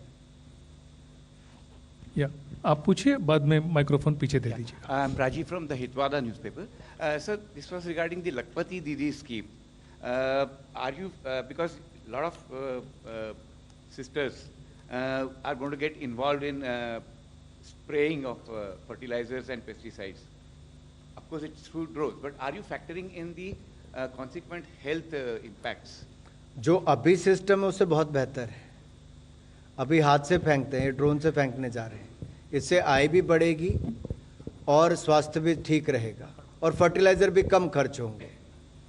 तो कुल मिला के किसान को भी फायदा है, और जो लखपति दीदी यानी कि जो बहनें हमारी इस पर सेल्फ हेल्प ग्रुप की काम करेंगी, उनको लखपति बनाने का हमारा लक्ष्य भी पूरा होगा। Anurag ji, for this PMGKY, what will be the additional expenditure in this financial year? I don't see that happening. No additional expenditure this year. ये तो अगले 5 साल के लिए, अभी तो जो खर्च होना तो पहले इंक्लूडेड है। No, this was I mean approved. This will start from 31st December next year, 1st Jan. Sir, Prashant from financial. वो 3 महीने का ही आएगा जो आएगा, वो जो भी होगा आ जाएगा। मुझे 5 साल की चिंता नहीं, आप 3 महीने की चिंता क्यों कर रहे हैं? Yes, go ahead, Prashant. Sir, Prashant from Financial Express. So usually the Finance Commission terms of reference and members are notified in the same day. So when it is likely to be notified the members? As soon as possible. As they have to finish it in the next 2 years' time also, from the date of appointment. Front row. धन्यवाद सबका बहुत Sir, बहुत। one more question. Just the last question. Yeah. Siddharth from Times of India. Just in the last Finance Commission and the previous Finance Commission, the terms of reference included things like parameters such as ease of doing business, GST, and those kind of things. So, will the new Finance Commission, जो पिछले Finance Commission में या उसके पहले वाले Finance Commissions में GST, ease of doing business, इस तमाम तरीके की चीज़ों को भी पैरामीटर्स में इंक्लूड किया गया था, तो इस बार वो सब चीज़ें हैं या नहीं है? और दूसरा जो है वो क्लैरिफिकेशन है कि 2011 के पॉपुलेशन को बेस लिया जाएगा या वो चेंज किया गया है? जो टर्म्स ऑफ रेफरेंस मंजूर हुए हैं वो मैंने चारों के चारों आपको बता दिए हैं।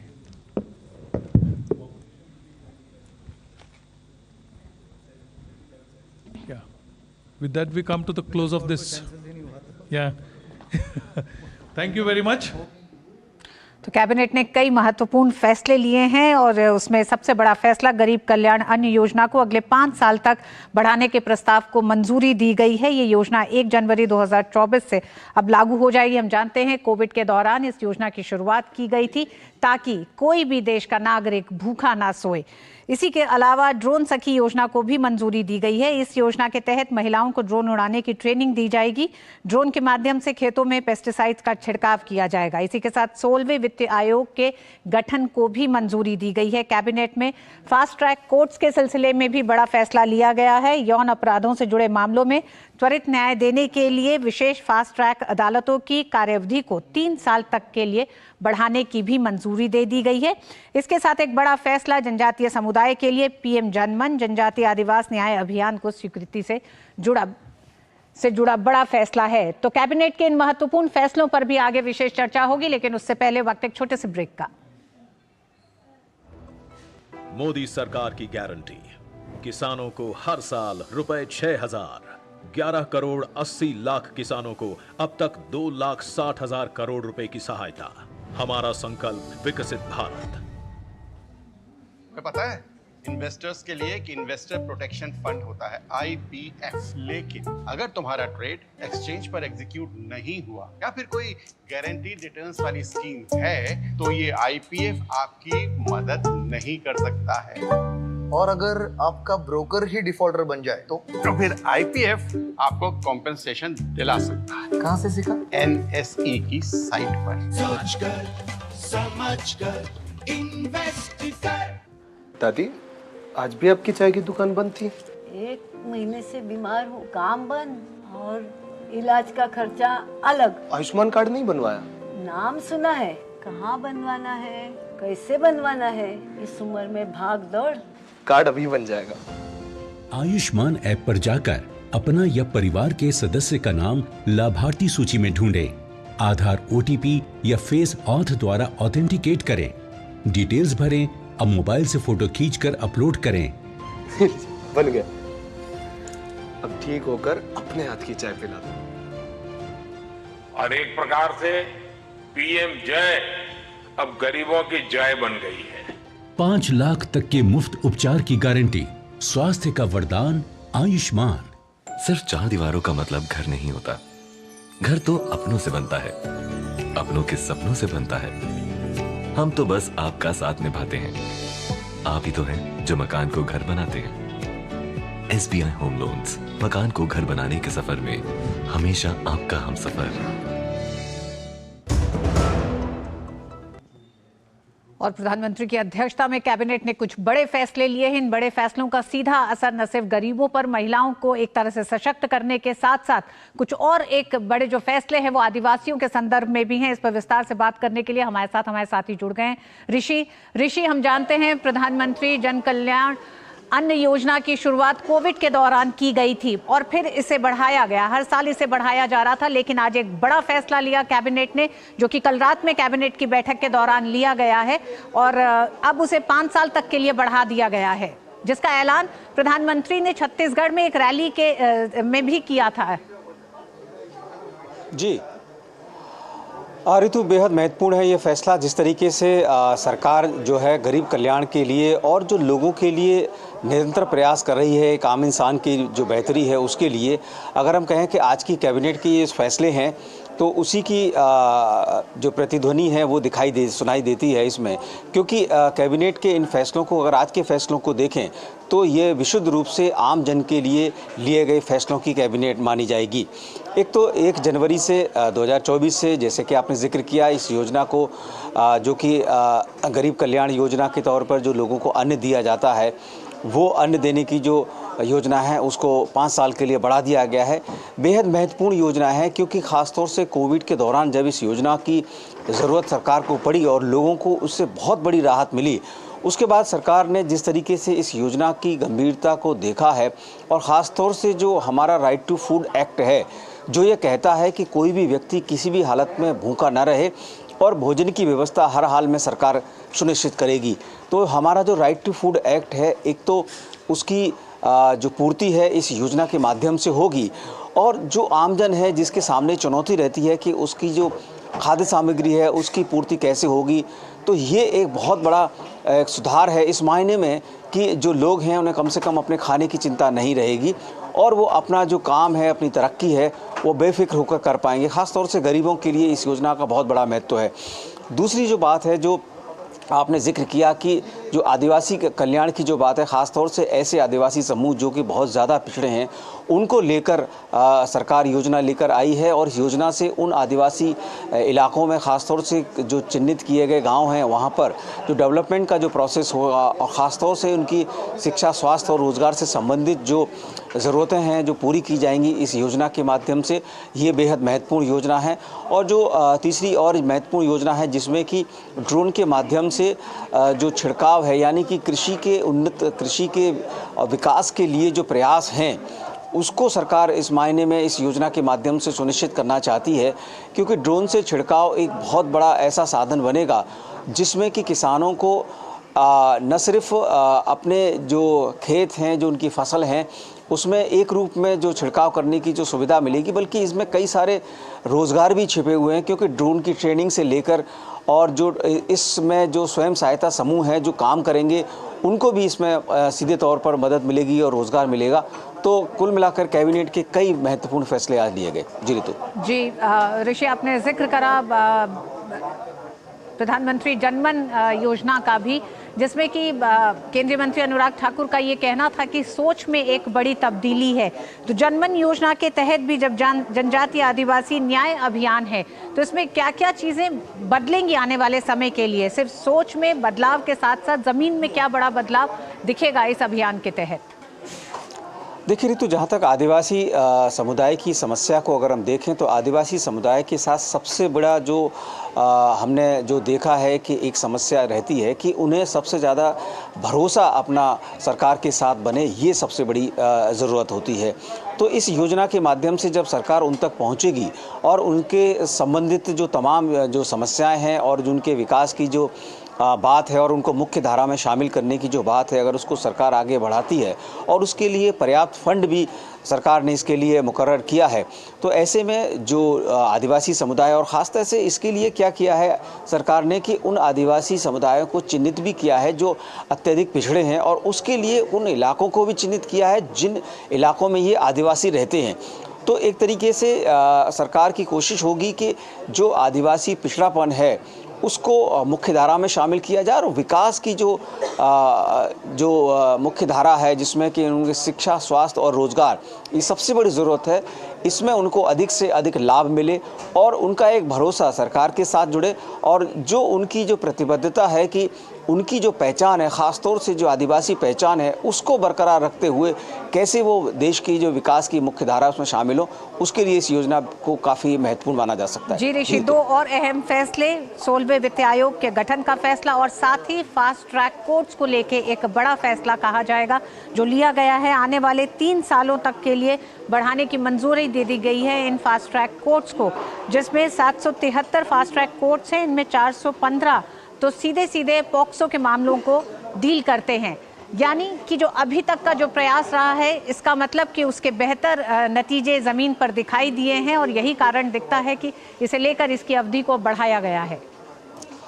बिल्कुल, देखिए पॉक्सो एक्ट के तहत हमने देखा कि जो कानून बना उसके बाद उस कानून की इम्प्लीमेंटेशन को लेकर जिस तरीके से हम जानते हैं न्यायालय के सामने तमाम जो केसेस हैं और अगर हम सूची को देखें तो करोड़ों ऐसे मामले हैं जो न्यायालय के सामने लंबित होते हैं। ऐसे में जो मामले पॉक्सो एक्ट के तहत दर्ज हों तो उस पर तत्काल जो है उनको न्याय मिले और ये न्याय इतना ज़रूरी है क्योंकि इसमें जो बाल अपराध हैं उनके खिलाफ जो ख़ासतौर से जो लड़कियां हैं, बच्चे हैं, उनके साथ जब ये अपराध होते हैं और उसमें किसी भी तरीके की देरी होती है तो वो न्याय की जो परिकल्पना है उसको पूरा नहीं करती है। इसीलिए फास्ट ट्रैक कोर्ट की जो शुरुआत की गई थी उसमें मिली जो सफलता है, उसके बाद सरकार को लगता है कि इसको 3 साल के लिए और बढ़ाया जाए, तो निश्चित तौर से बेहद महत्वपूर्ण कदम है और जो न्याय की प्रक्रिया है उसको और ज़्यादा मजबूत करने के लिए ये फैसला कैबिनेट का बेहद महत्वपूर्ण माना जा सकता है। जी ऋषि, आप भी जानते हैं कि देश में स्वयं सहायता समूहों ने एक नया इतिहास भी बनाया है और ग्रामीण स्तर पर महिलाओं को बहुत मजबूत किया है। जब ड्रोन सखी जैसी योजना की शुरुआत होती है तो क्या आपको लगता है कि स्वयं सहायता समूह तकरीबन 3 लाख हैं, अभी जो कुछ चिन्हित किए गए हैं इनमें से 15,000 स्वयं सहायता समूहों को चिन्हित किया जाएगा, उसकी एक अपनी पूरी प्रक्रिया है, लेकिन स्वयं सहायता समूह की महिलाओं को एक दूसरे लीग में अब सरकार इस योजना के साथ लेके जा रही है जहां ड्रोन की ट्रेनिंग दी जाएगी। कृषि से संबंधित तमाम उन समस्याओं के समाधान अब महिलाएं ड्रोन के जरिए किसानों को पहुंचाएंगी। देखिए ऋतु, जहाँ तक स्वयं सहायता समूहों की बात करें तो ये स्वयं सहायता समूह आज हम देखें तो ग्रामीण अर्थव्यवस्था में ख़ासतौर से महिला सशक्तिकरण और जो एक परिवार की जो ज़रूरतें हैं जो कि कृषि से इतर जो उनकी परिवार की पूर्ति के लिए कारगर साबित हुई हैं, उसमें स्वयं सहायता समूहों का बहुत बड़ा योगदान है। हमने इसमें तमाम स्टोरीज़ के दौरान भी देखा है और जो स्वयं सहायता समूह को जब हमने गरीबी से जानने की कोशिश की तो इसमें हमने पाया कि इसमें जो मुख्य भूमिका महिलाओं की होती है वो भूमिका उस परिवार को, उस महिला को और उसके बच्चों को सीधे तौर पर लाभान्वित करती है और इसमें जब ड्रोन जैसी चीज़ जुड़ जाएगी तो निश्चित तौर से महिलाओं को तकनीकी जो पक्ष है उससे भी वो रूबरू होंगी और इसमें जो उनका जो सीधा एस्पेक्ट है कि उनका जो आर्थिक पहलू है वो मजबूत होगा और कृषि में जो योगदान की बात है, खासतौर से उन्नत कृषि के लिए अगर हम देखें तो ड्रोन के द्वारा जब छिड़काव होगा तो उसके कृषि पर अलग प्रभाव देखने को मिलेंगे जो बहुत सकारात्मक होंगे। जी ऋषि, उन्नत कृषि के लिए, टेक्नोलॉजी के इस्तेमाल के लिए अगर महिलाओं का चुनाव किया जाता है तो इसे किस तरह से आप देखते हैं? क्योंकि ड्रोन पॉलिसी आई और ड्रोन को तमाम क्षेत्रों में इस्तेमाल करने की बात हो रही है, उसके लिए एक तरह से कई तरह के रिफॉर्म्स भी किए गए हैं, नीतियों में संशोधन किए गए हैं, उसे सरल बनाया गया है और हर क्षेत्र में ड्रोन का इस्तेमाल किया जा सके, समय को बचाने के लिए, दूरियों को कम करने के लिए। ऐसे में जब महिलाओं का चुनाव किया जाता है, महिला स्वयं सहायता समूहों को इसके लिए चुना जाता है, तो ये क्या संदेश है सरकार का? देखिए, सरकार के अगर संदेश को देखें तो महिला सशक्तिकरण इसमें मुझे लगता है कि एक छिपा हुआ ही नहीं बल्कि खुला एस्पेक्ट है, जिसमें कि जो महिलाएं हैं ख़ासतौर से स्वयं सहायता समूहों के माध्यम से न सिर्फ उन्हें रोज़गार मिलेगा बल्कि जो तकनीकी पहलू है और कृषि में जो उनकी भूमिका अब तक रही है, ऋतु अगर हम बात करें जो पुरुष प्रधान समाज ज़रूर है और जो कृषि के बारे में अगर हम देखें तो बहुत ज़्यादा जो भूमिका है वो महिलाओं की कृषि के विकास में और कृषि की जो फसलें हैं उसमें मदद के तौर पर ही नहीं बल्कि कई बार हमने देखा है तमाम राज्यों में कि महिलाओं के हाथ में ही कृषि विमेन लेड डेवलपमेंट भारत का एक नारा G20 में था और यही दिखाई देता है कृषि क्षेत्र में ड्रोन की टेक्नोलॉजी के इस्तेमाल के लिए भी सरकार ने ड्रोन सखी योजना के साथ चुना है महिलाओं को। आइए सीधे चलते हैं कोलकाता के धर्मतला, जहां इस समय वरिष्ठ बीजेपी नेता और केंद्रीय गृह मंत्री अमित शाह प्रतिवाद सभा को संबोधित कर रहे हैं। भारत माता की, भारत माता की। मंच पर उपस्थित बंगाल भारतीय जनता पार्टी के अध्यक्ष श्रीमान सुकांतो मजूमदार जी, बंगाल में विपक्ष के नेता और भाजपा के वरिष्ठ नेता श्रीमान शुभेंदु अधिकारी जी, हमारे प्रभारी भाई मंगल पांडे जी, अमित मालवीय जी, उपस्थित सभी केंद्रीय मंत्रीगण, उपस्थित सभी सांसदगण, विधायकगण, भाजपा के पदाधिकारीगण और आज इस रैली में नजर भी नहीं पहुंच रही है वहां तक आए हुए प्यारे भाइयों बहनों माताओं और मेरे जिगर के टुकड़े जैसे युवा मित्रों, आप सभी को नमस्कार। मित्रों, सबसे पहले धर्मताला की इस पवित्र भूमि को, बंगाल की इस पवित्र भूमि को, जिस भूमि ने हमेशा भारत का दिशा दर्शन करने का काम किया, ये बंगाल की पवित्र भूमि को प्रणाम कर कर मेरी बात की शुरुआत करना चाहता हूं। मैं कवि गुरु रविंद्रनाथ ठाकुर, महान राष्ट्रभक्त नेताजी सुभाष चंद्र बोस, युग प्रवर्तक स्वामी विवेकानंद, जनसंघ के स्थापक डॉक्टर श्यामा प्रसाद मुखर्जी और यहां खड़ा हूं तो शेरे बंगाल आशुतोष मुखर्जी को भी प्रणाम कर कर मेरी बात की शुरुआत करना चाहता हूं। मित्रों, ये जो मैदान है ये ऐतिहासिक मैदान है। इसी मैदान में, भैया बैठ जाओ,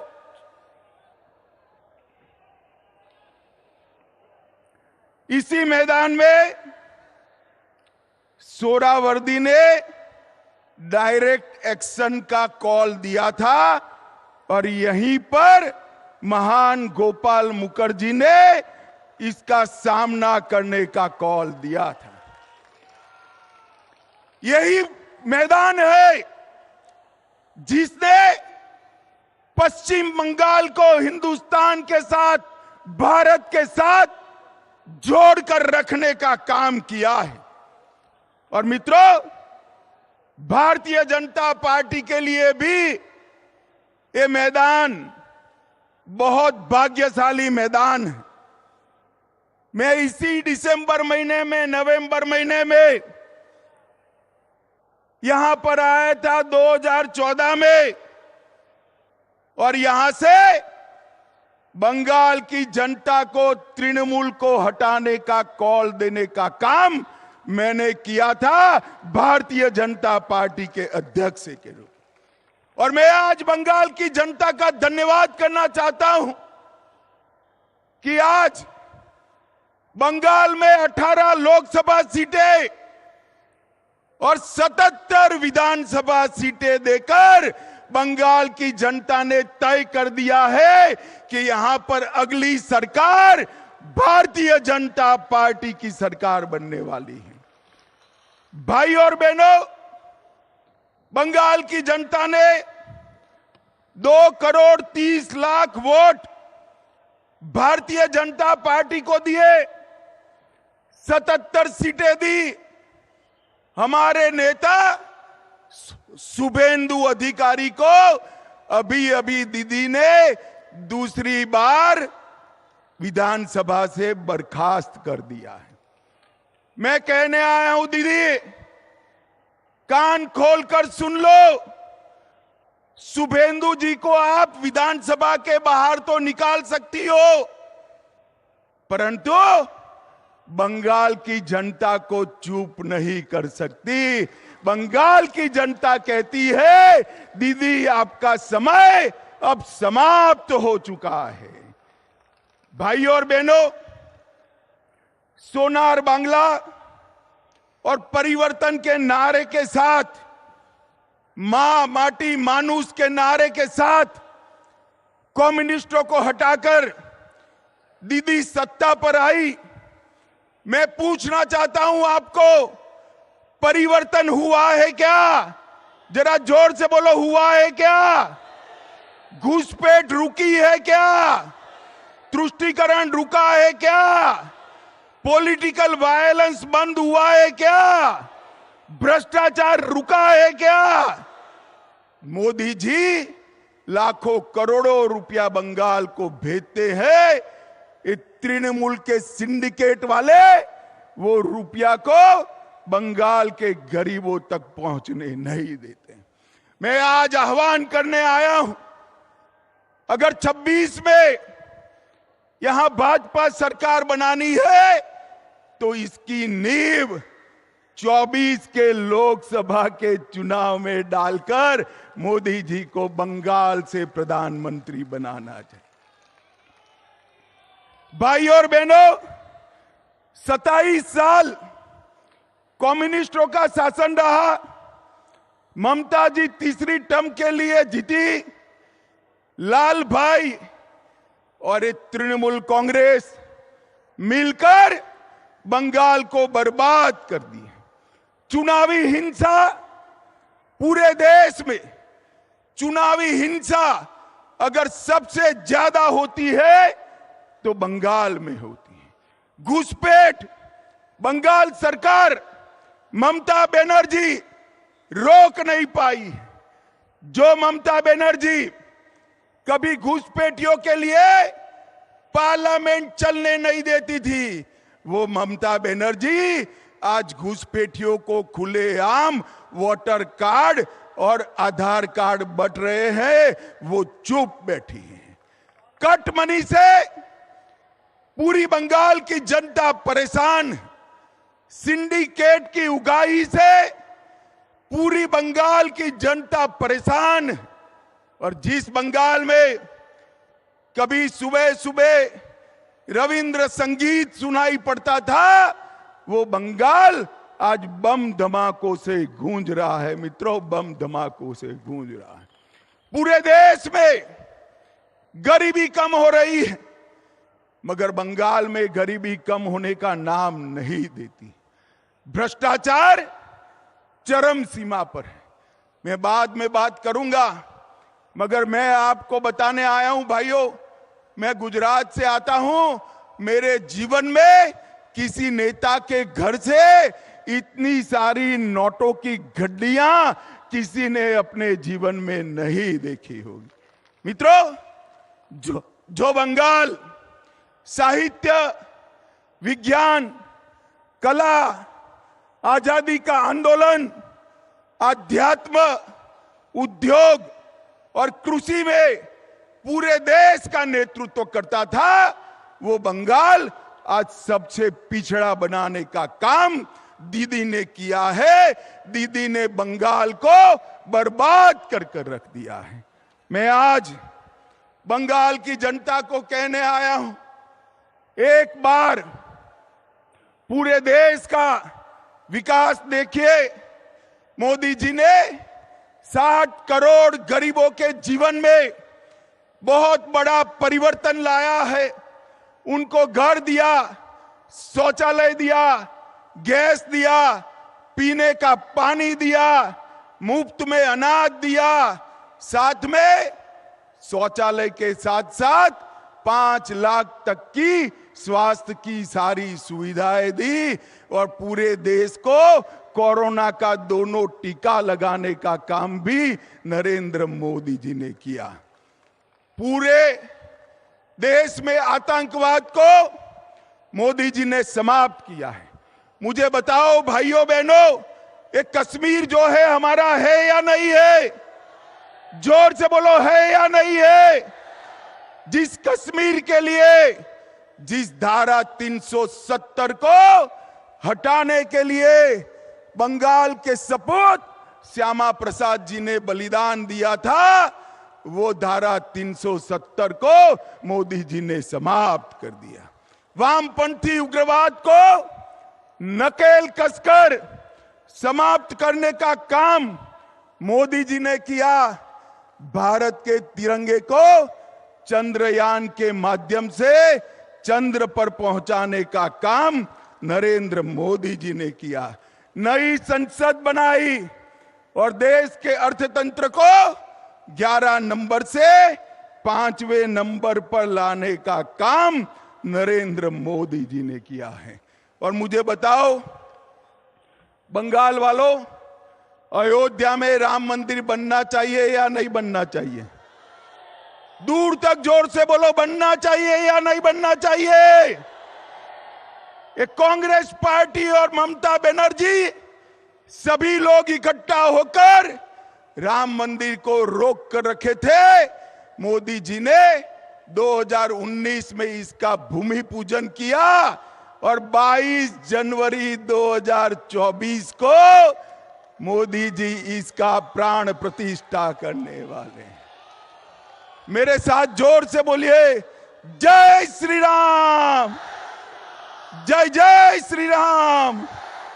मित्रों, मोदी जी ने देश को हर क्षेत्र में आगे बढ़ाने का काम किया है। और यहां क्या हुआ?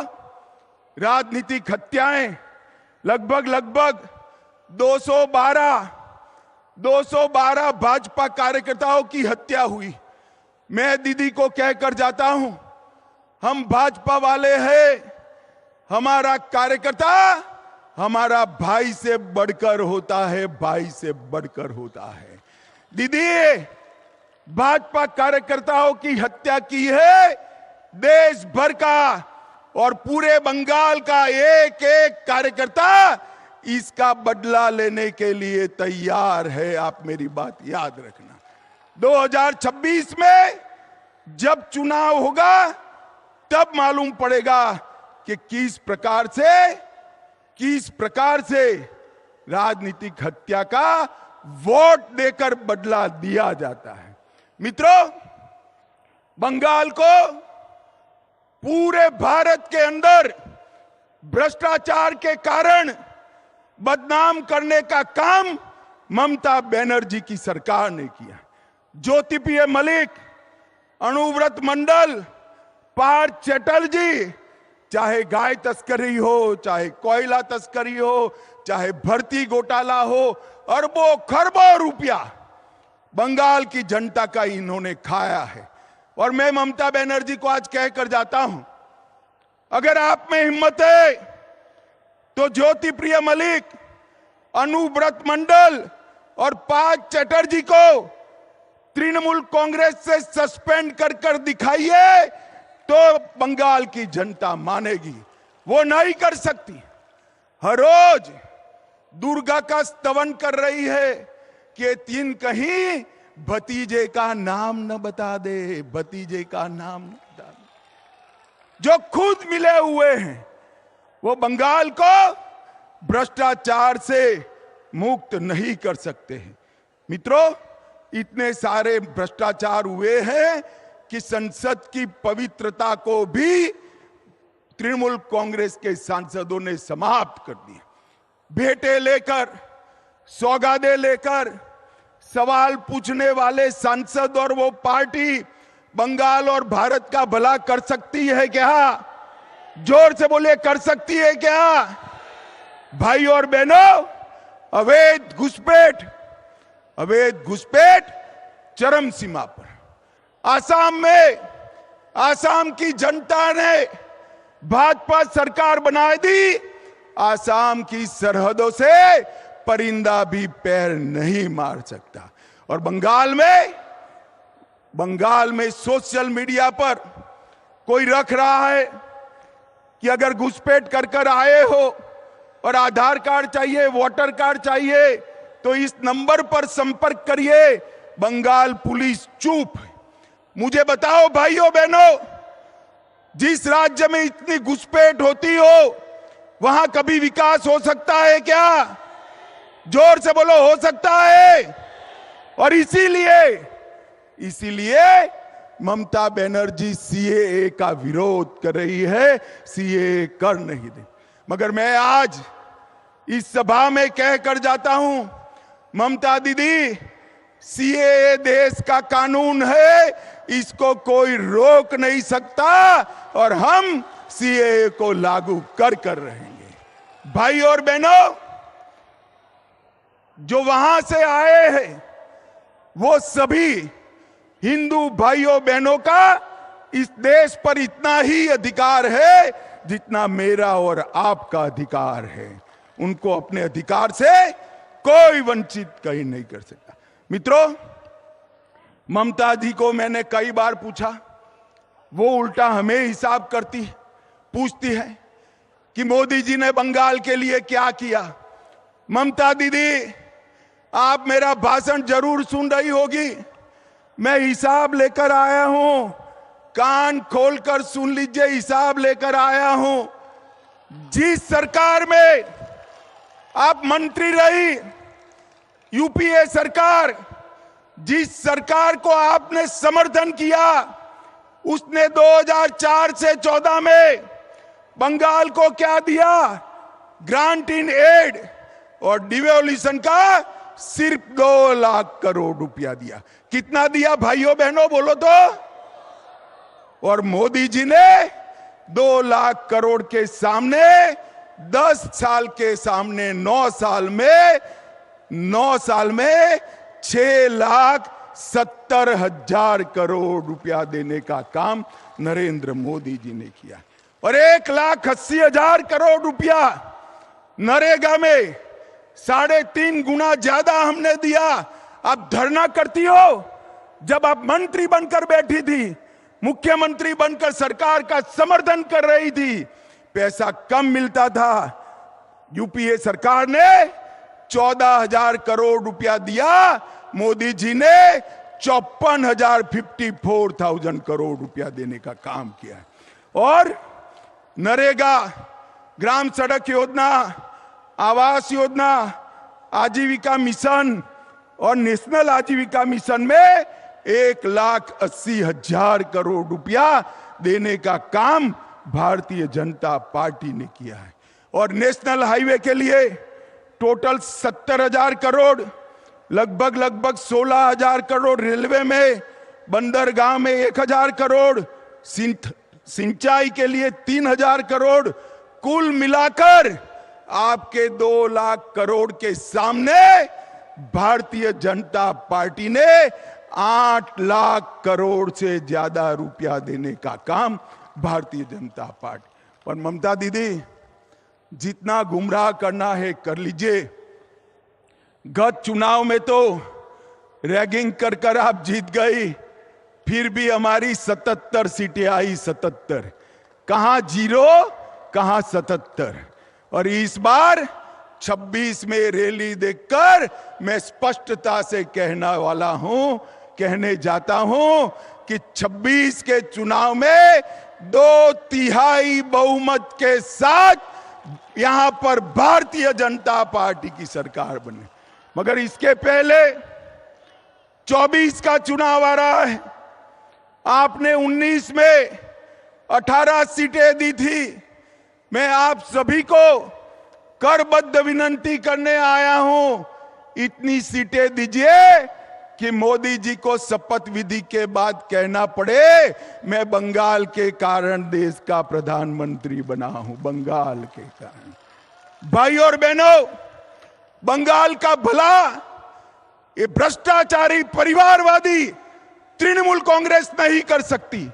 बंगाल का भला एक कम्युनिस्ट नहीं कर सकते, और कांग्रेस पार्टी तो तृणमूल के शरण में गई हुई पार्टी है, वो बंगाल का भला नहीं कर सकती। बंगाल को आगे ले जाने का काम, बंगाल को सोनार बांग्ला बनाने का काम केवल और केवल मोदी जी के नेतृत्व में भारतीय जनता पार्टी कर सकती है, और कोई नहीं कर सकता। भाई और बहनों, मुझे बताओ, ये भ्रष्टाचारी ममता सरकार को हटाओगे? जोर से बोलो अंत तक। भ्रष्टाचारी ममता सरकार को हटाओगे? 24 में मोदी जी को फिर से प्रधानमंत्री बनाओगे? 26 में 2/3 बहुमत से भाजपा सरकार बनाओगे? घुसपैठ रोकनी है, जोर से बोलिए, घुसपैठ रोकनी है, सीएए लाना है, भ्रष्टाचार रोकना है, सीमाएं सुरक्षित करनी है, बंगाल के गरीब का विकास करना है, बंगाल की अस्मिता वापस लानी है। अगर सब करना है तो उखाड़ कर फेंक दो ये ममता बनर्जी की सरकार को, और यहां पर भारतीय जनता पार्टी की सरकार बनाओ। मैं बंगाल की जनता को भरोसा दिलाकर जाता हूं कि बंगाल का विकास मोदी जी की सबसे बड़ी प्राथमिकता बंगाल का विकास है। हमें एक ऐसी सरकार चाहिए जो मोदी जी को विकास करने के लिए अनुकूल भूमि तैयार करे। ममता बनर्जी मोदी जी को विकास नहीं करने देती है। भाई और बहनों, यहां कमल फूल की सरकार बनाइए, नरेंद्र मोदी के नेतृत्व में भाजपा सरकार बनाइए, और 24 में फिर से मोदी जी को प्रधानमंत्री बनाइए। यही मेरा आप सबसे अभ्यर्थना है। नमस्कार। मेरे साथ बोलिए, दोनों हाथ ऊपर करिए जरा, अंत तक, पीछे तक, दोनों हाथ ऊपर करिए और प्रचंड आवाज से बोलिए, भारत माता की, भारत माता की, वंदे वंदे वंदे, भारत माता की। Bharatiya Janata party, Bharatiya Janata party, Narendra Modi, Narendra Modi. धन्यवाद। बीजेपी नेता अमित शाह ने पश्चिम बंगाल के धर्मतला के मैदान में प्रतिवाद सभा को संबोधित करते हुए 2024 के लोकसभा चुनाव की हुंकार भरी। अमित शाह ने धर्मतला के उसी स्थान से मुख्यमंत्री ममता बनर्जी को ललकारा जहां 1947 में भारत के बंटवारे से ठीक एक साल पहले यानी 1946 में ऑल इंडिया मुस्लिम लीग के नेता हुसैन शहीद सोहरावर्दी ने डायरेक्ट एक्शन कर हिंदुओं का नरसंहार कराया था। अमित शाह ने ममता बनर्जी को कहा कि आपका समय अब खत्म हो चुका है। उन्होंने कहा कि पश्चिम बंगाल एक ऐसा राज्य रहा है जहां सबसे ज्यादा राजनीतिक हिंसा हुई है। और भी बताएंगे क्या कहा अमित शाह ने, लेकिन उससे पहले वक्त एक छोटे से ब्रेक का। मिठाई तो हमारे जमाने में होती थी। हाँ तो जाइए ना अपने जमाने में। रोमांस तो हमारे जमाने में होता था, पेमेंट भी उसी जमाने का है। अरे भैया डिजिटल पेमेंट करना सीखे नए जमाने में, इजी सेफ एंड फास्ट है। हमने तो इनको डिजिटल पेमेंट करना सिखा दिया, आपने ये सेल्फी लेते हैं, ये हमारे जमाने का है। आरबीआई कहता है कि डिजिटल पेमेंट अपनाओ, औरों को भी सिखाओ। तुम्हें पता है इन्वेस्टर्स के लिए एक इन्वेस्टर प्रोटेक्शन फंड होता है IPF, लेकिन अगर तुम्हारा ट्रेड एक्सचेंज पर एग्जीक्यूट नहीं हुआ या फिर कोई गारंटीड रिटर्न्स वाली स्कीम है तो ये IPF आपकी मदद नहीं कर सकता है। और अगर आपका ब्रोकर ही डिफॉल्टर बन जाए तो फिर IPF आपको कॉम्पेंसेशन दिला सकता है। कहाँ से सीखा? NSE की साइट पर। सोच कर समझ कर इन्वेस्ट कर। रक्षा मंत्री राजनाथ सिंह ने नई दिल्ली में आयोजित DRDO क्वालिटी कॉन्क्लेव को संबोधित किया। उन्होंने कहा कि अच्छी गुणवत्ता वाले सामान बनाने के लिए बेहतर उपकरण और अच्छे कौशल की जरूरत है। आप यदि कोई सामान बना रहे हैं तो उसे अच्छी क्वालिटी का बनाने के लिए आपको अपने इक्विपमेंट बेहतर करने होंगे, अपनी स्किल को भी बेहतर करनी होगी, वर्कफोर्स बेहतर करनी होगी, ज्यादा कैपिटल भी लगाना होगा। जब इन सारी चीजों का समुच्चय होता है यानी इकट्ठी होती हैं, तब जाकर कहीं एक प्रोडक्ट अच्छी क्वालिटी में हमारे सामने आते हैं। और मिड डे प्राइम में आज बस इतना ही। हमें दीजिए अनुमति। नमस्कार।